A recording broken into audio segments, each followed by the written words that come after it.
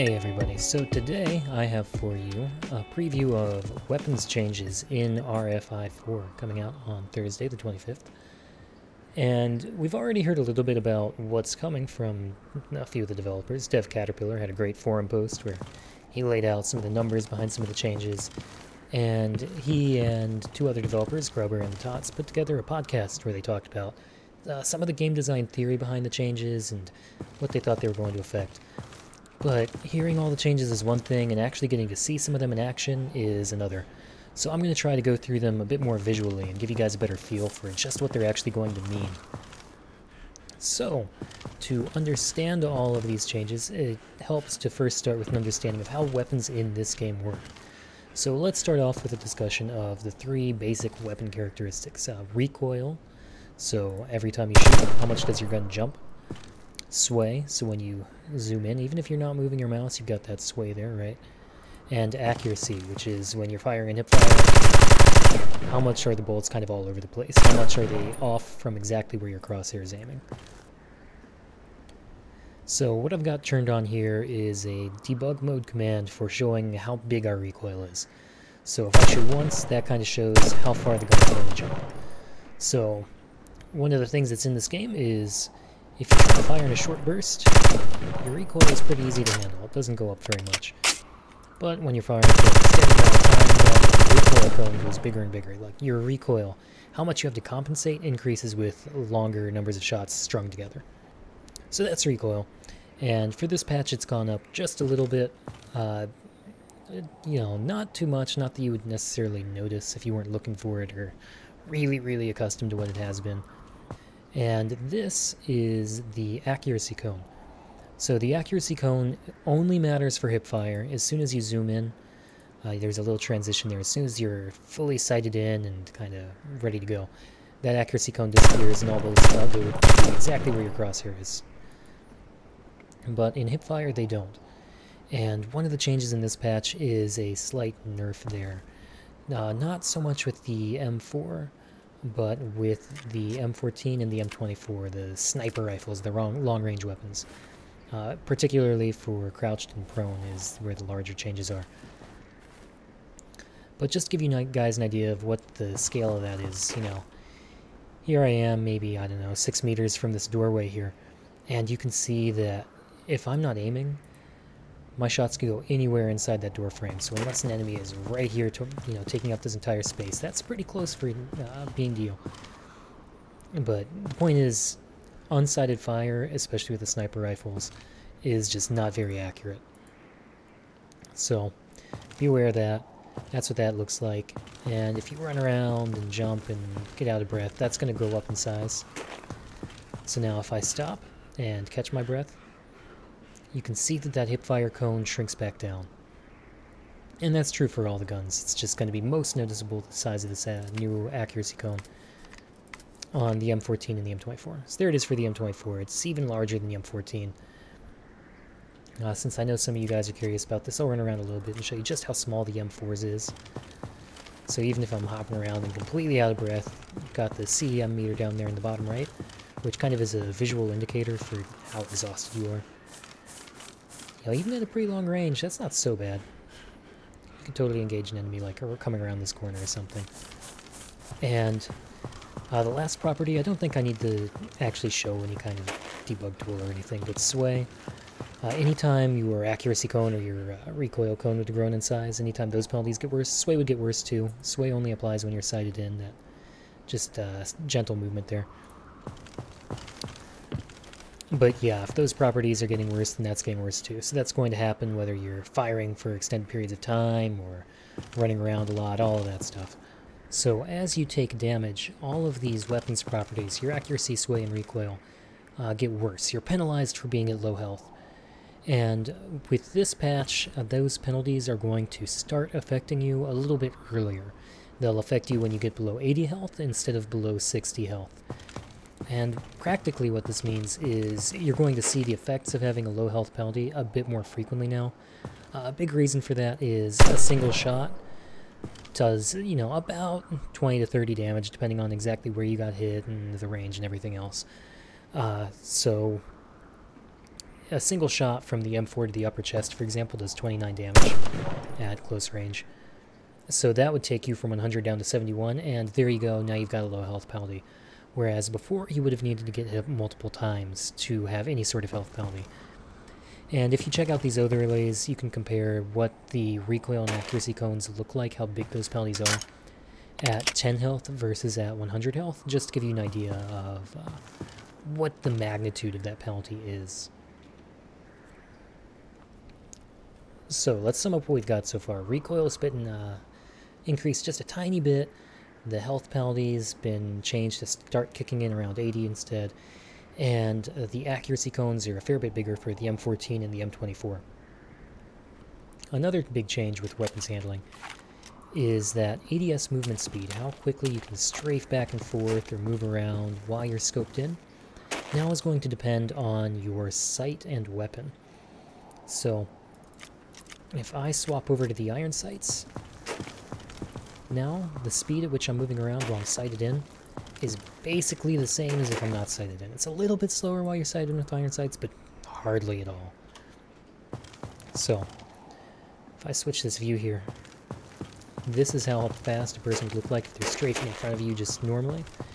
And if they zoom in with the iron sights, maybe you can see that's just a tad bit slower when I zoom in like that. Now just for comparison, if I switch back to a red dot scope, you can see just how much slower that is strafing around while zoomed in. It's a 20% difference. I think that speed is unchanged from what we've got now. Now, if a person were to jump up to an ACOG, that movement speed gets a little bit slower still. And the slowest is going to be the M24, even slower than the M14. And scoped in with that, you can see how it's very cautious. Another thing we've got coming in with this ADS movement speed is another little tweak to kind of make the M24 a bit less effective at close range. And so it's going to be a little bit harder to strafe and come around the corner and catch somebody off guard. You're just moving slower, right? Another thing they've changed is that the time to sight up the M24, to transition from hip fire to sighted in, is a little bit longer.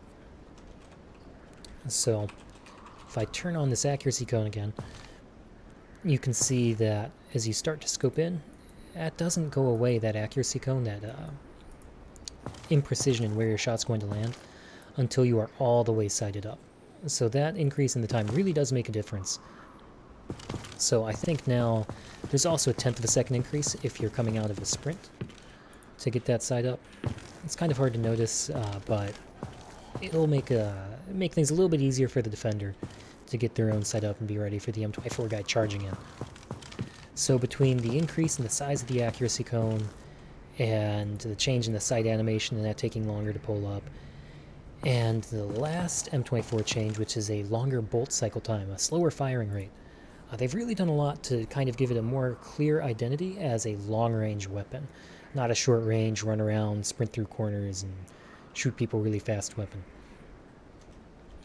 So if we compare side by side, shooting the M24 as fast as we can in this new patch and the old patch, it's really clear just how much that difference is going to be, just how much slower it is.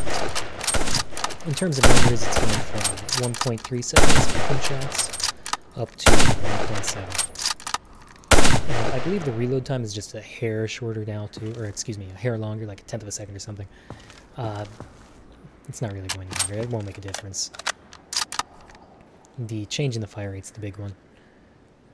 And speaking of giving weapons a clearer role and identity, just like the M24 has become more of a long-range weapon in this patch, ideally, the shotgun has become a much more close-range weapon in this patch. And that's because they've given weapons change in damage over distance. So this flag is 6 meters away from me. If an enemy is closer to me than that flag is there, it's 6 meters away, the shotgun pellets do full damage. And as I back off to, I can't even get 16 meters away here. At 16 meters, anybody beyond that range, the pellets are going to do a minimum damage. And If you check up in the figure, you can see actual numbers for that. But between having a spread pattern and the lower damage, anything beyond this range, it's going to take 10 pellet hits to kill somebody. Assuming they all hit upper body, which is where the pelts are going to do the most damage. But that's quite a bit, and that means you're going to, even if they all magically hit somehow, and with the spread, I don't think they even can at this range, it would take at least 2 shots to kill someone. So that's really going to hurt the shotgun. At long range, I mean. At short range, the damage has actually been increased just a bit over where it is now. So it should be a little bit more effective at very close ranges where they want the shotgun to be effective. So you might ask, you know, well, if the shotgun doesn't do that well at mid or long range, why would I ever equip it? Because now we have a weapon drop.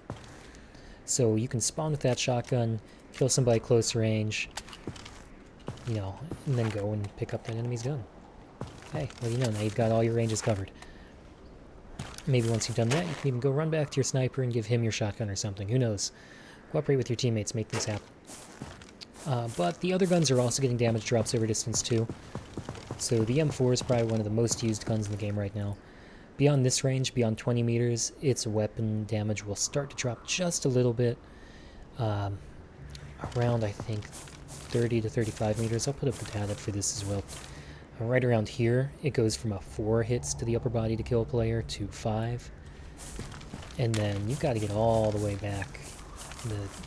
To get the minimum damage on the M4, enemies have to be more than 60 meters away. So, that's pretty far. And that minimum damage is still pretty fierce. So, you know, it's not like bullets are just disappearing once they get far enough away from you or anything like that. They're still going to hurt. But I think this will add a little bit of extra depth. If you look at this graph for how many hits to kill an enemy, you can see that the pistol is going to start to be a little bit less effective past about 30 meters. So, I'll back up to show you 30 meters. The M14 is going to still be a 2-hit kill all the way out to 60 meters. And the M16, this actually creates a little bit of extra meta between the M4 and the M16. The M16 is going to be slightly more effective for damage, right around the 40-meter range than the M4. So if you happen to think you're going to be engaging enemies at that range pretty frequently, maybe the M16 is going to be a slightly more attractive choice. But that's something to think about too.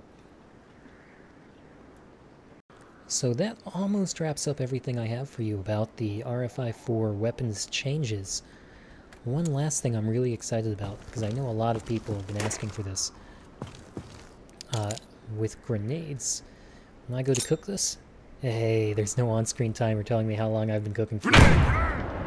We're going to see more people doing that with this patch, I think. And I'm excited to watch that happen. So, check out the Developers Podcast if you haven't already. They talk a lot about their design decisions and why they're making some of the changes they are. And enjoy the new patch.